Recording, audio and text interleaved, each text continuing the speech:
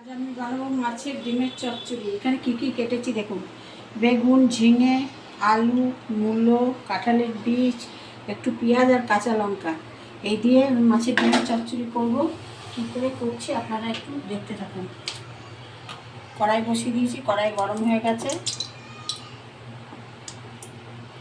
কড়াইয়ে তেল দিয়ে দিলাম, দেবো একটু কালো জিরে ফোড়ন,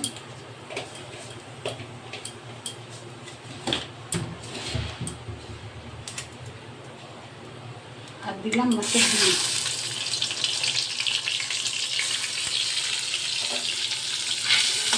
মাছের ডিমটা একটু ভেজে নেব। অনেক রকম করেই করানো যায়, একটু মাছের ডিমটা সেদ্ধ করে নিলেও হয়, তবে সেটা কী হয় একটু ছাড়া ছাড়া হয়। আর এইভাবে করলে একটু চচ্চড়ি গায়ে লেগে থাকে, বেশি ভালো লাগে। এবার দিলাম কাঁচা লঙ্কা আর পেঁয়াজ কুচি।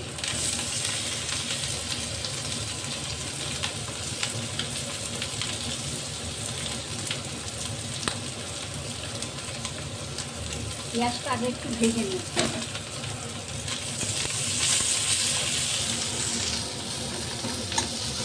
ডিমটাও আরেকটু ভাজা হয়ে যাবে। হালকা করে পেঁয়াজটা একটু ভেজে নেব।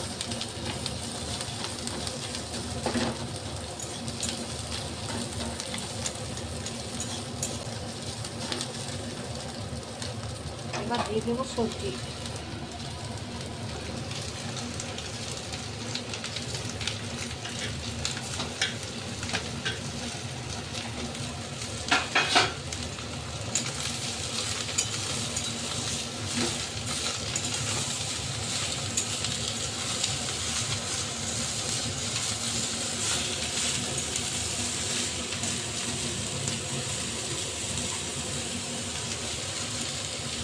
দিলাম স্বাদ অনুযায়ী লবণ,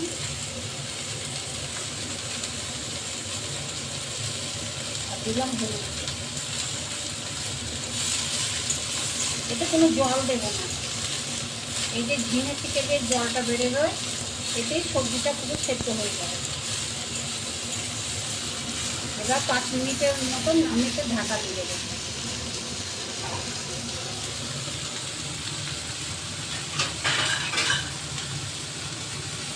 5 মিনিট পরে ফের এরকম ঢাকা দিয়ে রেখেছিলাম যে ঝিঙের থেকে যে জলটা বেরিয়েছে, তাতেই আমার সবজিটা পুরো সেদ্ধ হয়ে গেছে। দেখুন কি সুন্দর সেদ্ধ হয়ে গেছে। এখন একটু জল জল আছে, আর 5 মিনিট এইভাবে একটু ছড়িয়ে রাখবো। 5 মিনিট পরে আবার দেখাচ্ছি। এই দেখুন আমার মাছের ডিমের চচ্চড়িটা একদম রেডি, একদম শুকনো শুকনো। এবার আমি মাছের ডিমের চচ্চড়িটা নামিয়ে দেব। এই গরম ভাত, রুটি, পরোটা যার সঙ্গে খাবেন তাতে খুব ভালো লাগবে। আপনারা যদি কেউ খেয়ে থাকেন তো ঠিক আছে, আর কেউ না খেলে এইভাবে একদিন করে খেয়ে দেখবে, মাছের ডিমের চচ্চড়ি দারুণ লাগে।